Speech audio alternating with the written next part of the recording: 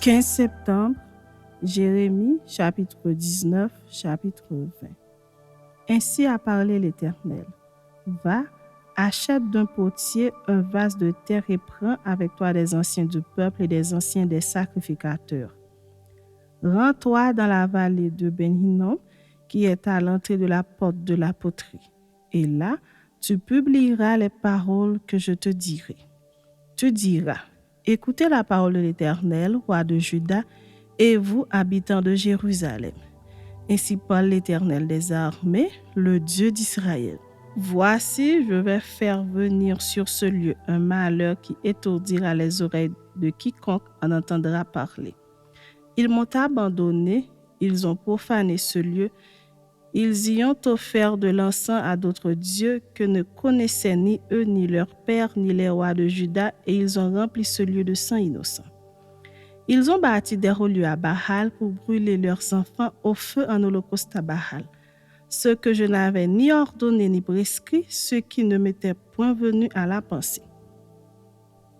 C'est pourquoi voici, les jours viennent, dit l'Éternel, où ce lieu ne sera plus appelé Tophet et vallée de Ben-Hinnom, mais où on l'appellera vallée du carnage. J'anéantirai dans ce lieu le conseil de Juda et de Jérusalem. Je les ferai tomber par l'épée devant leurs ennemis et par la main de ceux qui en veulent à leur vie. Je donnerai leurs cadavres en pâture aux oiseaux du ciel et aux bêtes de la terre. Je ferai de cette ville un objet de désolation et de moquerie. Tous ceux qui passeront près d'elle seront dans l'étonnement et siffleront sur toutes ses plaies. Je leur ferai manger la chair de leurs fils et la chair de leurs filles, et les uns mangeront la chair des autres au milieu de l'angoisse et de la détresse où les réduiront leurs ennemis et ceux qui en veulent à leur vie. Tu briseras ensuite le vase sous les yeux des hommes qui seront allés avec toi. Et tu leur diras, ainsi parle l'Éternel des armées. C'est ainsi que je briserai ce peuple et cette ville comme on brise un vase de potier sans qu'il puisse être rétabli. Et l'on enterrera les morts à Tophet par défaut de place pour enterrer. C'est ainsi que je ferai à ce lieu, dit l'Éternel, et à ses habitants, et je rendrai cette ville semblable à Tophet. Les maisons de Jérusalem et les maisons des rois de Juda seront impures comme le lieu de Tophet, toutes les maisons sur les toits desquelles on offrait de l'encens à toute l'armée des cieux, et on faisait des libations à d'autres dieux. Jérémie revint de Tophet, où l'Éternel l'avait envoyé prophétiser. Puis il se tint dans le parvis de la maison de l'Éternel, et il dit à tout le peuple, ainsi parle l'Éternel des armées, le Dieu d'Israël. Voici, je vais faire venir sur cette ville et sur toutes les villes qui dépendent d'elle tous les malheurs que je lui ai prédits, parce qu'ils ont raidi leur cou pour ne point écouter mes paroles. Chapitre 20. Pashur, fils d'Imer, sacrificateur et inspecteur en chef dans la maison de l'Éternel, entendit Jérémie qui prophétisait ces choses. Et Pashur frappa Jérémie, le prophète, et le mit dans la prison qui était à la porte supérieure de Benjamin dans la maison de l'Éternel. Mais le lendemain, Pashur fit sortir Jérémie de prison. Et Jérémie lui dit, ce n'est pas le nom de Pashur que l'Éternel te donne, c'est celui de Magor Missabib. Car ainsi parle l'Éternel.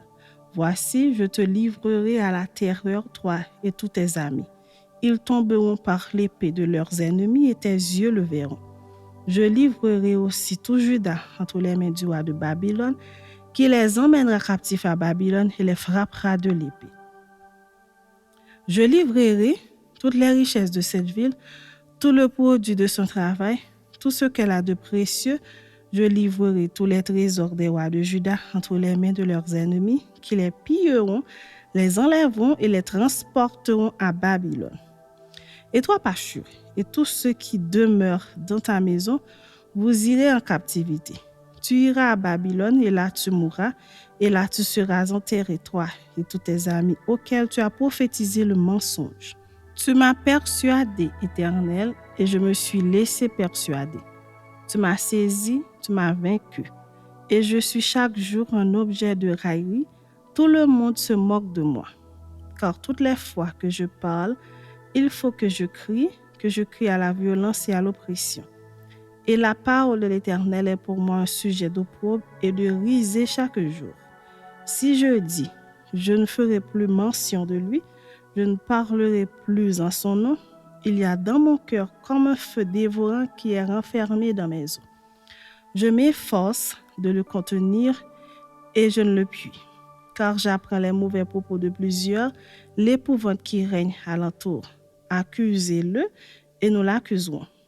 Tous ceux qui étaient en paix avec moi observent si je chancelle.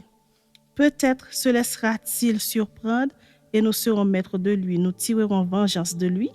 Mais l'Éternel est avec moi comme un héros puissant. C'est pourquoi mes persécuteurs chancellent et n'auront pas le dessus. Ils seront remplis de confusion pour n'avoir pas réussi. Ce sera une honte éternelle qui ne s'oubliera pas. L'Éternel des armées éprouve le juste. Il pénètre les reins et les cœurs. Je verrai ta vengeance s'exercer contre eux, car c'est à toi que je confie ma cause. Chantez à l'Éternel, louez l'Éternel, car il délivre l'âme du malheureux de la main des méchants. Maudit soit le jour où je suis né, que le jour où ma mère m'a enfanté ne soit pas béni. Maudit soit l'homme qui porta cette nouvelle à mon père. Il tendait un enfant mâle et qui le combla de joie. Que cet homme soit comme les villes que l'Éternel a détruites sans miséricorde, qu'il entende des gémissements le matin et des cris de guerre à midi. Que ne m'a-t-on fait mourir dans le sein de ma mère, que ne m'a-t-elle servi de tombeau, que n'est-elle restée éternellement enceinte? Pourquoi suis-je sortie du sein maternel pour voir la souffrance et la douleur et pour consumer mes jours dans la honte?